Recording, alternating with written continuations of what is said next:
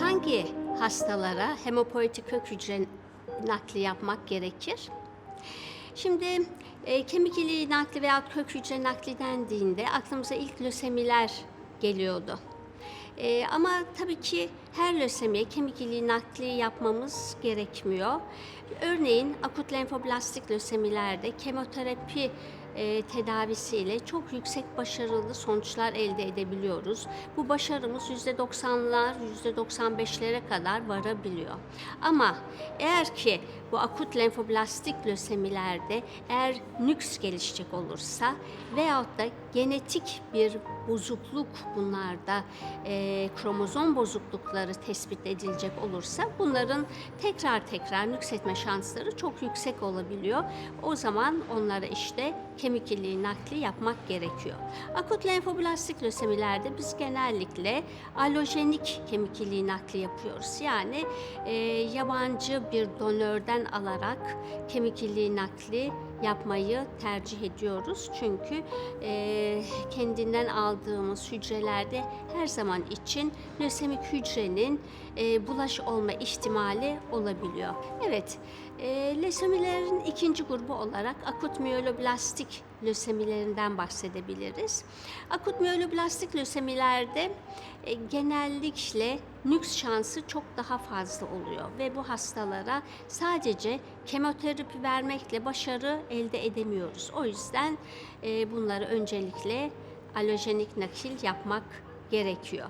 Tabii ki hem lenfoblastik hem de miyeloid lösemilerde verici yabancı olması gerekiyor. Ya kardeş olması gerekiyor ya akraba içinde, aile içinde bir doku grubu uygun verici olması gerekiyor ya da bir doku grubu bankasından elde edeceğimiz doku grubu tamamen uyumlu kişilerden nakil yapılması gerekiyor. İkinci grup lösemilerden akut miyeloblastik lösemiyi sayabiliriz. Akut miyeloblastik lösemide nüks riski çok fazla. Bu nedenle kemik iliği nakil endikasyonları bunda daha ön planda. Ya tabii ki bu gerek lenfoblastik lösemi ya da miyeloid lösemide tercih edeceğimiz donör yabancı olması gerekiyor. Ya kardeş olması gerekiyor, aile içi bir donör verici olması veyahut da akraba dışı bir verici olması gerekiyor. Şimdi kardeş içinde doku grubu, aile içinde doku grubu uygun bir verici bulma şansımız bizim aşağı yukarı %25. Aile içinde %6 oranında uygun verici bulabiliyoruz. Ama bunları bulamadığımız zaman doku grubu bankalarına başvurmamız gerekiyor ki Türkiye'de de çok başarılı olarak çalışan 500 binin üzerinde gönüllü donör kaydı olan Türkök var. Ve biz ona başvurabiliyoruz. Yine Ankara'da yine Hacettepe, Ankara Tıp ve İstanbul'da da İstanbul Tıp Fakültesi'nin de bir doku grubu bankası mevcut. Evet, biz bunlara başvuruyoruz o zaman ve ona 10 diyebileceğimiz antijenlerin tamamen uyduğu, HLA doku antijenlerin uyduğu bir doku grubu uyumu da sağladığımız vericiyi arıyoruz. Genellikle Türkiye'den buluyoruz bu vericileri ama bazen ne oluyor? Yurt dışına da başvurduğumuz ve oradan da kök hücreyi getirttiğimiz olabiliyor. Lösemilerin dışında başka hangi hastalıkları kemik iliği nakli yapmak gerekiyor? Bunun başında aplastik anemiler gelir. Yani kemik iliği yetmezliği olan hastalar. Bunlar ya edinsel olabilir veyahut da doğumsal olarak karşımıza çıkabiliyor. Mesela Fanconi aplastik anemi olabiliyor. Black Van Diamond anemi gibi bir takım konjenital hastalıklarda da kemik iliği yetmezliği mevcut ve bunların kemik iliği çalışmadığı için bunlara kemik iliği nakli gerekiyor.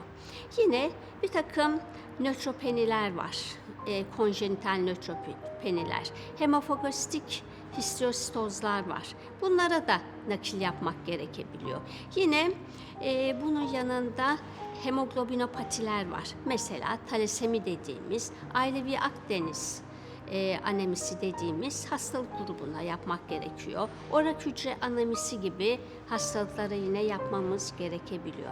Bunun yanında solid tümörler karşımıza çıkıyor. Mesela nöroblastom gibi ne olabilir? Beyin tümörleri olabiliyor, Wilms tümörü, böbrek tümörleri, germ hücre tümörleri.